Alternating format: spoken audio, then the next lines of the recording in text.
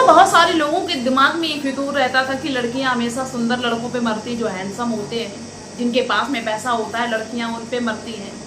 शायद है कि ये फितूर तुम्हारे दिमाग से निकल गया होगा कि लड़कियां ऐसे लोगों से मरती हैं। मेरे हिसाब से अब समय बदल गया, अब लड़कियां उन पे मरती हैं जो बेरोजगार है, नल्ला है, जिनके पास में कुछ नहीं है, सुअर की जैसी शक्ल है, ऊंट की जैसी हाइट है, उन पे लड़कियां मर रही हैं। शायद है कि अच्छे लड़कों को पसंद करती, जिनके पास में रोजगार है, गाड़ी बंगला सब कुछ है, तो शायद है कि इन औरतों ने अपने पतियों का कत्ल नहीं किया होता इतनी बेरहमी के साथ में, वो भी ऐसे नल्ले निठल्ले प्रेमियों के साथ में मिलते हैं। फिलहाल दोस्तों हम आप सभी को बताना ये चाहते हैं कि इस समय जो सोनम और राजा रघुवंशी राज कुशवाहा वाला जो केस चल रहा है, मेरे हिसाब से बहुत ही निंदनीय है। ऐसा नहीं होना चाहिए।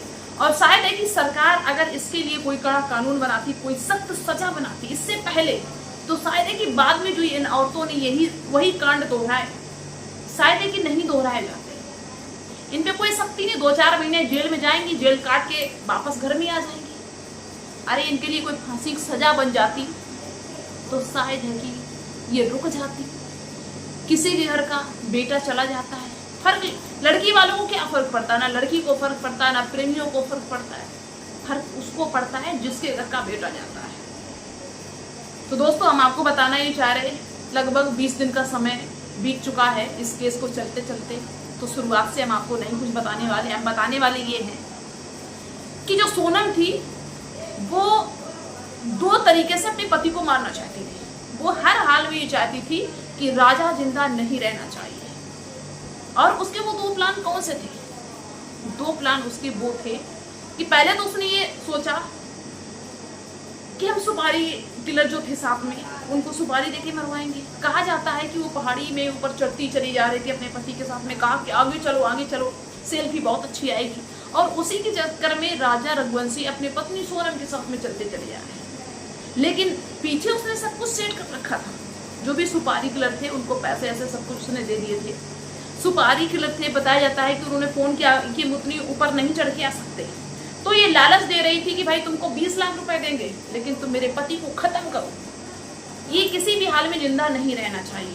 और सोनम के पास में एक प्लान ये था कि बाय द वे अगर ये सुपारी किलर हैं, ये नहीं सक्सेस हुए इस काम में, जो इसका पहला प्लान है इसमें सक्सेस नहीं हुए, नहीं मार पाए मेरे पति को, तो हम इसको अपने पति को इतनी ऊंची पहाड़ी पे ले जाएंगे, वहीं से धक्का मार देंगे ताकि लोगों को लगेगा कि भैया पैर फिसल गया होगा और मौत हो गई। सोनम किसी भी हाल में अपने पति को जिंदा रखना नहीं चाहती। और दूसरी न्यूज़ दोस्तों ये सबसे ज़्यादा चल रही है कि मीडिया वाले दिखा रहे हैं कि सोनम के जो भाई हैं गोविंद, जो कि बिजनेसमैन हैं, जिनका बिजनेस सोनम संभालती थी, उन्होंने सोनम के लिए मांगी बहुत बड़ी सजा। तो इसकी दोस्तों हकीकत ये है कि सोनम के जो भाई गोविंद थे, वो जब मेघालय से वापस गाजीपुर आते हैं तो उनके सामने जब मीडिया वाले आते हैं तो मीडिया वाले कहते हैं कि भाई अगर तुम्हारी बहन इसमें इन्वॉल्व हुई, क्योंकि जो सोनम के घर वाले हैं वो तो यही कहते हैं कि नहीं मेरी बेटी ऐसा नहीं कर सकती है, मेरी बेटी को फंसाया जा रहा है, दूसरा कोई इसमें है। फिलहाल दोस्तों अभी तक ये जो कार्रवाई है, जांच चली ही रही है। बताया जाता है कि सोनम कुछ भी बताने की स्थिति में नहीं है, तो भैया जब तक वो अपने मुंह से कुछ नहीं बताएगी तब तक नहीं कहा जा सकता है। लेकिन उसके जो चैट हैं, जो उसकी फ़ोन कॉल डिटेलिंग है, उसके आधार पे मतलब ये तय किया जा रहा है कि ये कातिल है। लेकिन उसके भाई ने कहा कि ठीक है, अगर मेरी बहन कातिल हुई, दोषी हुई, तो हम अपनी बहन के लिए फांसी की सजा मांग रहे हैं। इससे पहले इन्होंने कहा कि नहीं मेरी बहन है कातिल, तो इसको अभी सजा दे जाके। गोविंद ने कहा, जो सोनम का भाई है, कि अगर मेरी बहन कातिल पाई गई, मेरी बहन दोषी पाई गई, तो हम फांसी की सजा मांगते हैं। वो तो चलो बात की बात है। तीसरी बात दोस्तों, ये बहुत न्यूज हाईलाइट हो रही है कि राज को फंसाया जा रहा है। राज के घर वाले राज कुशवाहा जो नौकर था, जिससे सोनम का अफेयर बताया जा रहा है, राज कुशवाहा के घर वाले भी परेशान है कि भाई मेरा बेटा ऐसा नहीं कर सकता है, मेरे भाई को फंसाया जा रहा है।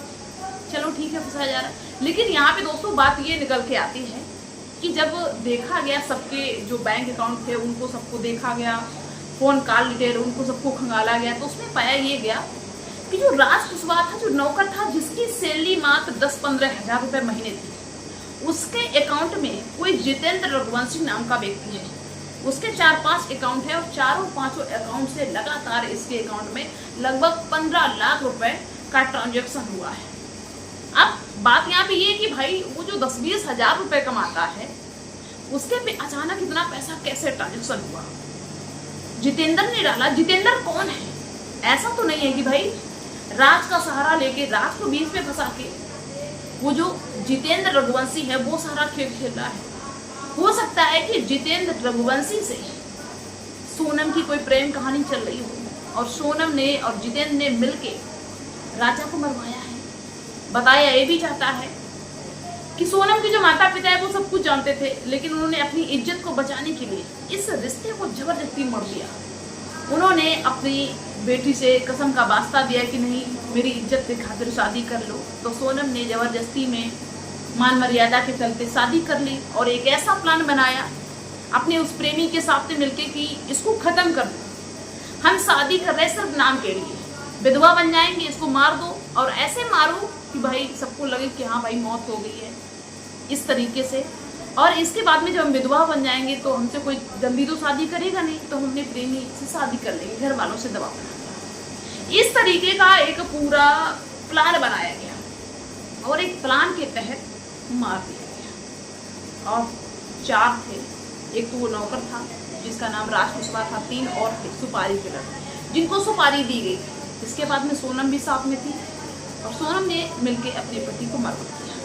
बाकी तरह तरह की लोग बातें करते हैं, तरह तरह की अफवाहें चलती हैं कि ऐसा नहीं वैसा नहीं, ये है वो है, ये सच्चाई है। उसकी भी दोस्तों जांच चल रही है। अभी हम इसको किसी भी आधार पे नहीं कह सकते, लेकिन ये तो सच है जहाँ पे पति मर गया, अगर ऐसी कोई बात नहीं तो पत्नी भी वही मर जाती। भाई पति के जाने का गम कोई छोटा मोटा गम नहीं होता। एक औरत जीते जी मर जाती है जब उसके पति की सामने हत्या हो जाए, वो जिंदा कैसे बच गई? तो इसका खुलासा तो भाई होगा ही, सब कुछ बिल्कुल साफ साफ। फिलहाल अभी तो उनके चैट और फोन कॉल डिटेलिंग के आधार पे ये सबूत जुटाए जा रहे हैं कि हाँ भाई सोनम जो है वो इसमें इन्वॉल्व थी। फिलहाल दोस्तों इस समय जो औरतों ने आतंक उठा के रखा है वो बहुत ही ज्यादा निंदनीय है। इस पे सरकार को सख्त से सख्त कोई कानून बनाना चाहिए। तो मेरी इस बात पे कौन कौन भाई एग्री है वो कमेंट्स में जरूर बताएं, जरूर लिखें। मिलते हैं फिर नेक्स्ट वीडियो में नए, और मुझे कुछ भी नया मालूम हुआ तो सबसे पहले हम आपको बताएंगे। तो चलिए मिलते हैं नेक्स्ट वीडियो में, तब तक के लिए बाय।